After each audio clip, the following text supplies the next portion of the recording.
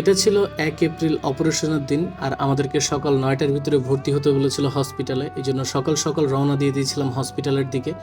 আর এখানে আসার পরে যাবতীয় যা ফর্মালিটিস আছে সব কিছু পূরণ করে আসলে আমরা ভর্তি হয়ে যাই। আর ভর্তি করার কিছুক্ষণ পরেই তুবাকে আমাদের থেকে একেবারে আলাদা করে দেওয়া হয় এবং বলা হয় যে আসলে দেখা করতে দিবে না, শুধুমাত্র অপারেশনে যাওয়ার আগে দেখা করতে দিবে। ফাইনালি আমরা হসপিটালে চলে আসছি আর আমাদের ক্যাবিনেও চলে আসছি। আর এখানে মূলত এখন ইন্ডাকশনে রাখা হয়েছে তুবাকে।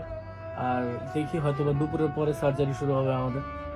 পরবর্তীতে ব্লাডের জন্য আমাকে ডাকা হয়। আসলে ব্লাড ডোনারের কথা আগে থেকেই বলে রেখেছিল, তো আমরা পরিচিত একজনকে ব্লাড ডোনার হিসেবে নিয়ে আসছিলাম। অপারেশন হয়তো আর কিছুক্ষণের ভিতরে শুরু হয়ে যাবে, তো আমরা আসলে আমাদের ব্লাড ডোনার যে আছে ওনাকে নিয়ে আসছি এখানে আসলে রক্ত নেওয়ার জন্য। আমাদের ব্লাড ডোনার অনেক ভদ্র একজন মানুষ, আর তার পাশাপাশি উনি কিন্তু রেগুলার ব্লাড ডোনেট করে। আর আমি এখানে দেখে খুব অবাক হচ্ছিলাম যে কী পরিমাণের রক্ত নিচ্ছে। আসলে আমি এভাবে এক ব্যাগ রক্ত কখনো সরাসরি নিতে দেখি নাই।